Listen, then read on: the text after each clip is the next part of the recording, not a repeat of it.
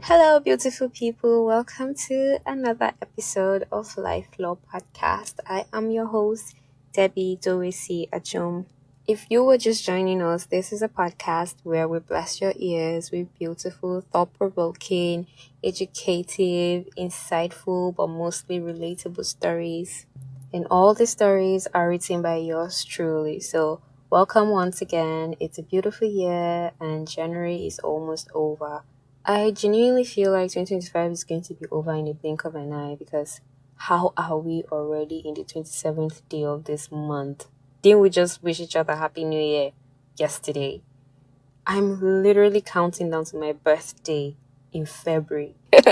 I'm super elated to be recording this. I've got a wonderful story for you all. We're starting a new short story collection in this episode. Woo! So in the previous episode, I did mention that this year I've got something darker than the storm before the storm. We are going to take a glimpse and a sneak peek into the minds and hearts of villains. You know, the bad guys in every story. We always wonder, oh, why would this person do this? Why would this character do this? Now we're going to know and find out from the horse's mouth. Guess what? Our new short story collection is titled Villains Highway. I don't even need to explain because it's self-explanatory already. So I'll be candid with you guys. I have not done something like this before. I've never sat down, put myself in the mental space, heart, or position of a villain or a bad guy and just written from their perspective or from their point of view. So I think this is a huge test and let's see if I'm really good at this writing thing. I do hope you guys enjoy this story, honestly. Do not forget that this is a work of fiction. Names, characters, places, and incidents are a product of my imagination and or are used fictitiously. Any resemblance to actual persons, living or dead, business establishments, events, or locales is entirely coincidental. So, the title of today's story is Day of Reckoning.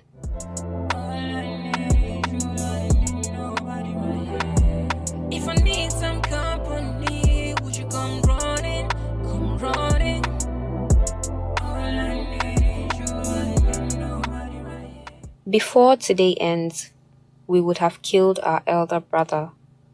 No one knows what we plan to do. Not even God, because he does not exist. They say, leave vengeance for God. But we say, get your revenge, because no God will do it on your behalf. So for some time now, my brothers and I have been hatching our revenge. Let me take you to the genesis, when Mama was still alive. You see, parents always claim to love their children equally, but there is always that one child that is placed above the rest, loved and favored more than the others, even though in most cases they're not the firstborn. While some parents effectively shield their other children and outsiders from discovering their bias and prejudicial affection for a particular child, others dim the feelings of their less fortunate children and feel their favorite child's parental love drum till it runneth over. Guess where Mama fell?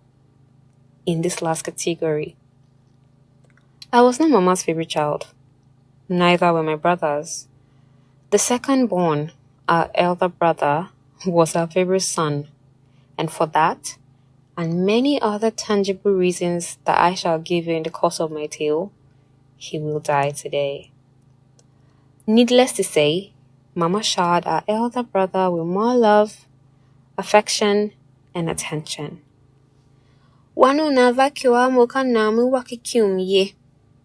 She would always say. But how could we draw closer to her so she could also shower us with more love and affection when all she would do was assign us to different chores in the house? We tried to win her special attention, believe me, but we couldn't cope. She would order us to grind tomatoes, pepper, and locust beans for meals, or to the river to fetch water and fill the drums, or to pound yam, or to go to the farm. We refused to succumb to her demands because we have always considered ourselves as men. even when we were only boys. And men don't have any business in the kitchen.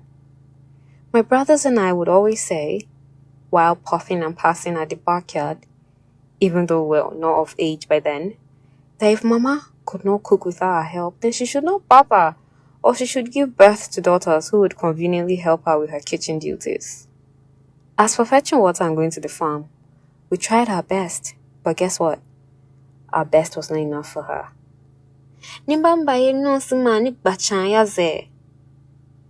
She would call us lazy, reiterating that we were boys and were expected to be naturally strong. Then she would compare our slow walk rates to our elder brothers. So was it our fault that we were less powerful and inevitably less productive? Of course not. He was older and naturally expected to be more powerful and efficient. Still, Mama would not have it. She would say her son was more hardworking than us even when he was our age. The most annoying gesture of our overflowing love and affection for our favorite son was when she gave him more meat whenever we were eating together. Yes, we all knew that our culture favored elders more when it came time for meat consumption, but she didn't have to rub it in our faces like that, you know. Wam, go ho nyam ya, nongu kwa yum. Mama would say and squeeze more meat into her elder brother's already filled palm.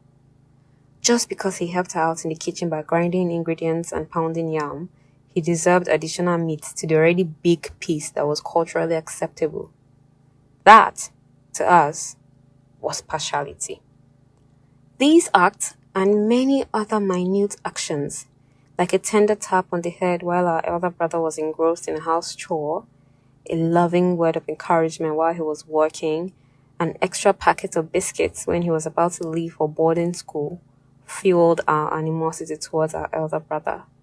So whenever a slight calamity befell him, we would be ecstatic.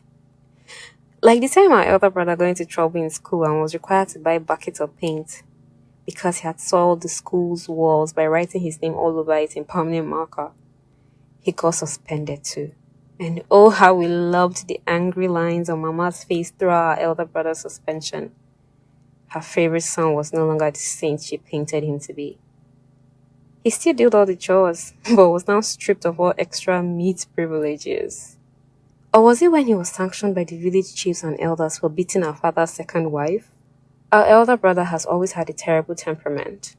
The two women, Mama and Baba's second wife, were arguing, or so they said, and our elder brother, who was just returning from school under the scorching heat of the sun, pounced on Baba's second wife and beat her mercilessly. According to him, the woman was disrespecting Mama, and he couldn't stand and watch his mother be put through such humiliation by such a small girl. We didn't care what the genesis of the story was.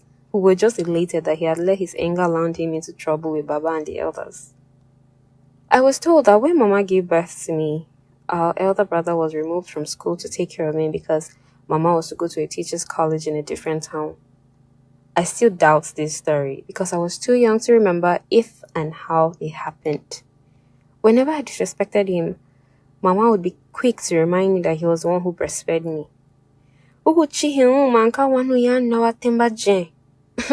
How funny. We lost Mama to an illness several years after. But before she died, our elder brother got married and even had a baby girl. Sure, he has an eye for good things. And beautiful women. No, I don't want his wife. But I feel sorry for her because she's going to become a widow by the end of this day. Hold on, I'm diverting. Let's get back to the matter at hand. Before Mama even died, she helped her favorite son get a job at the company where she was working. Can you imagine that? This was after he got his higher national diploma. He did his industrial attachment and continued to work even after it was over. So when Mama died, he took over our education. Naturally. Mama used to compliment whatever Baba gave us, but the old man has been facing his second wife's children's education for some time now, and so our elder brother had become our benefactor. If we ever got on his nerves, he would say it was because of us that he couldn't further his education. Who would take care of us? I've graduated from a polytechnic now, so I don't need his petty tuition anymore, even though I haven't gotten a job. Because Mama gave our elder brother her blessings before dying, he has been prosperous. Apart from getting married, he now has 3 daughters. I'm not surprised he has no sons in his loins with the way he spent all his days beside Mama in the kitchen. He has a television, a VCD, lots of cassettes, a generator, and new and solid furniture. Plus, he has been refurbishing the house Mama also left him. He has planted beautiful flowers and built a flat in another part of the compound specially for us. According to him, the main house is too small to contain all of us now. Guess who can't wait to throw his wife and daughters out as soon as he's gone?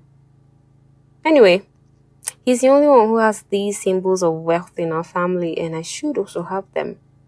Don't ask me why. I know I deserve the good things in life, and so do my younger brothers. Let me shock you again. Our elder brother is contesting for councillor. Every day, the compound witnesses a crowd of grassroots supporters and politicians who are all trying their hardest for him to win the election. His campaign posters are pasted everywhere in the village, even on trees. There's always enough food and alcohol to go around when these people gather. Even children are fed and given sodas to drink. Mama was loved by almost everyone in our community and neighboring communities, but it's starting to look like our elder brother is loved even more. So today, we strike. Or else, we risk leaving his wings to soar and fly away to lands where we can't reach. And another thing, I neutered our elder brother's pet cat and the pussy died. No, I didn't kill it. Even human beings don't make it out alive after some surgeries. This was no different. What? Yes, I am qualified. I studied veterinary medicine in school. This happened about 2 weeks ago, and our elder brother hasn't smiled at me since then. Looks like he's going to take his grudge off to his grave. I don't even care. It is time. My brothers have arrived with our weapons. Kwashun esitimbilekpa?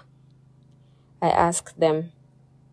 They nod, and the morning sun confirms the sharpness of the machete and 2 knives as it streaks down in between the leaves of the orange tree we're sitting under and glints on the sharp edges of the blades. I nod approvingly. These will definitely do the job. I light up my J, then I puff and pass it to my brothers. The job that lies ahead of us cannot be done with clear eyes. We hide our weapons in our pockets and head to our elder brother's house. Today, his story ends and ours begins. So help us God.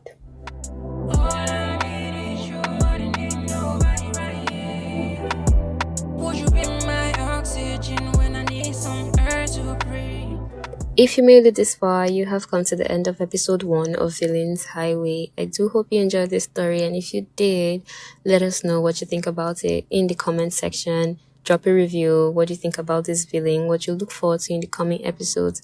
Don't forget to share this episode to family, friends, loved ones, even enemies. Lifeflow Podcast is available on TikTok and Instagram at lifeflow_podcast. So do follow us. Let us know if you're down for any collaborations, if you would love us to feature your song on our podcast. We upload new episodes every 2 weeks, so kindly hit the follow and subscribe buttons so you do not miss out. Thank you so much. This has been Lifeflow Podcast. I remain your host, Debbie Dowesi Ajom. Have a great week ahead. Bye.